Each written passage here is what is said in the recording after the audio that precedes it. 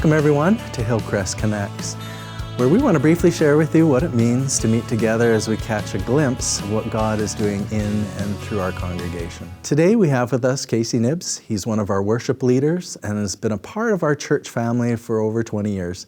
Casi, thanks for coming in. My pleasure.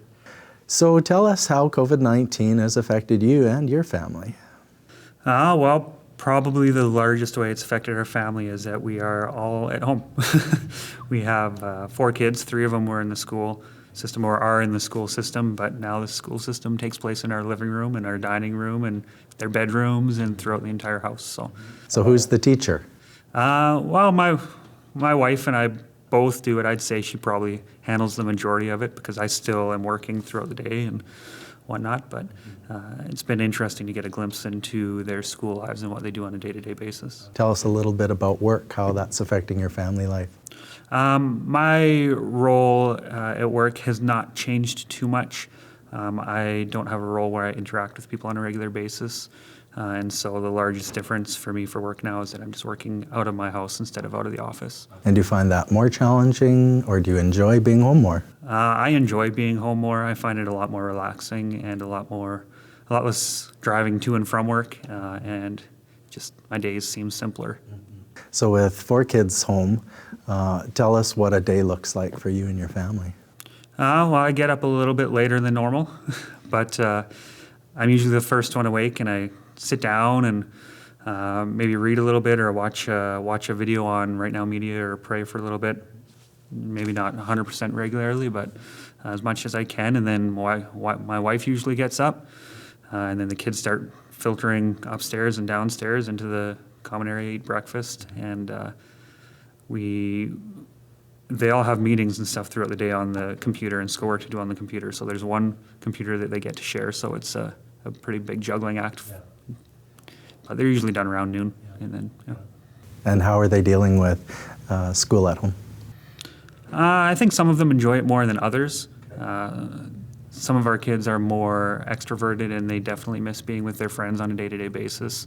And the introverted ones, I don't think, are as affected by it. But after, I think, 4 weeks now, there's been, you can tell that I think they're ready to go back. They're ready for some normalcy that's not taking place in our house every day. Missing their friends? Yeah, just friends and getting out. And yeah. So what's maybe getting sick of each other a little bit. Sure. So what's the rest of the day? What does the day look like when school's done?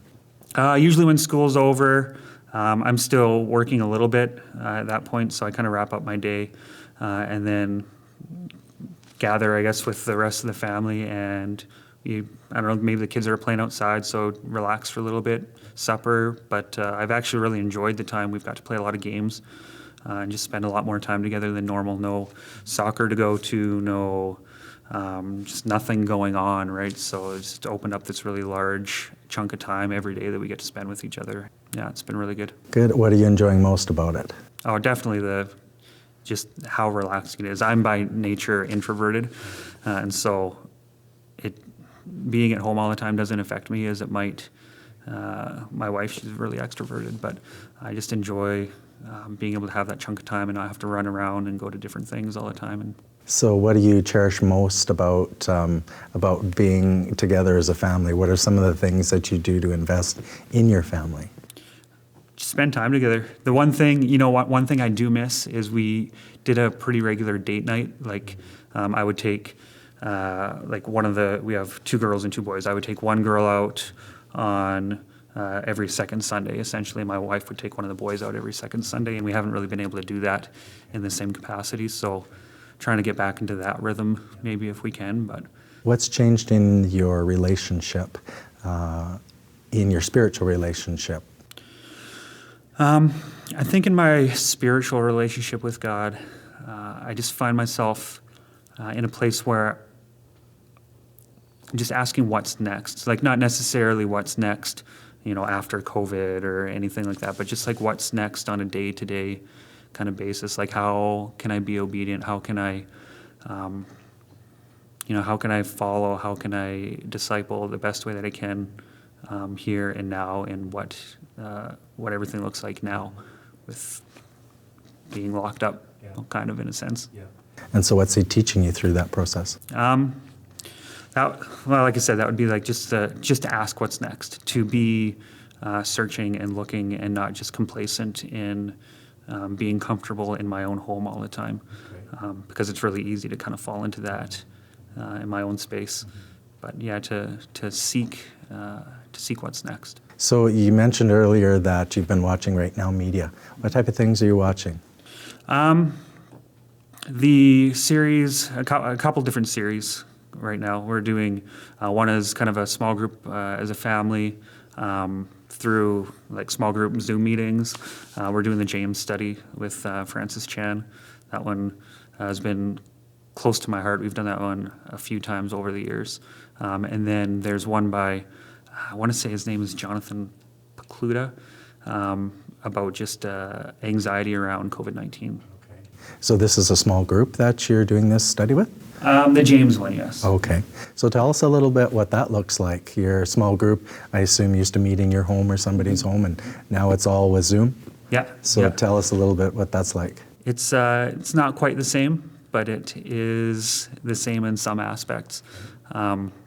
We just gather a little bit later than normal.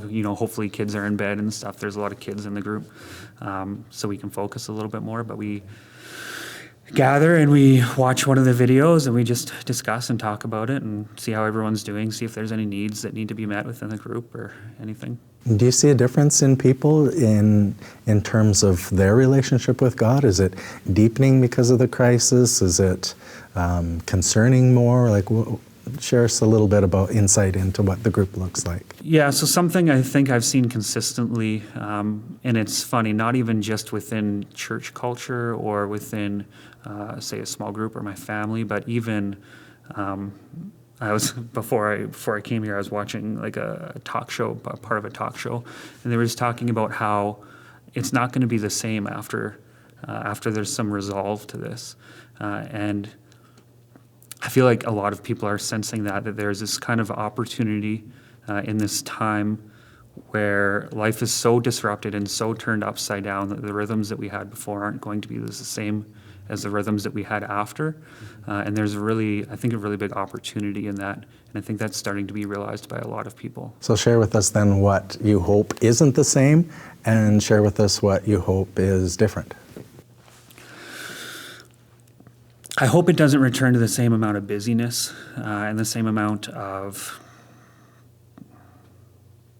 I don't know what the right word is for it, but busyness in the sense of, going from thing to thing or filling up schedules.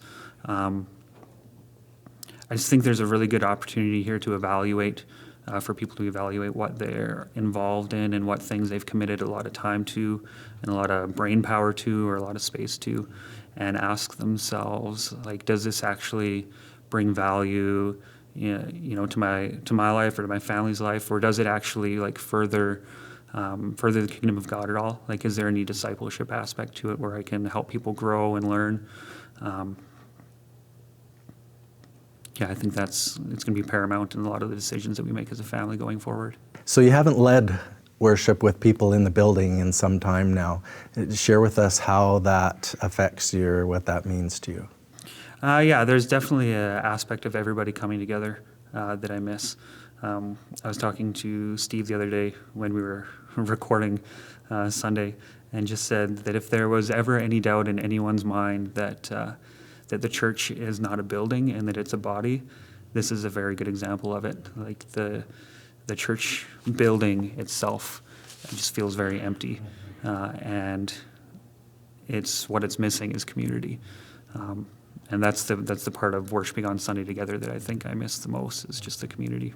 So thinking about that, is there something that you can share with the congregation now to encourage our congregation? I think it probably plays back a lot to what I said before about just asking what's next, and not to be complacently wanting things to go back to normal for the sake of familiarity, but wanting to grow and learn in this time and use it for value. I don't think God has this time set out now and is just it'll be over, it'll be done, you go back to life as normal. I really think there's lessons that he wants to teach all of us in this time. Well, Casey, thanks for coming in and sharing with us. We appreciate your time and you coming in and sharing a little bit, giving us some insight into your family. Oh, thank you. My pleasure. And thank you for joining with us again. For those of you who haven't signed up yet, encourage you to sign up on Realm, follow us on our social media sites, or visit us at hillcrestchurch.net.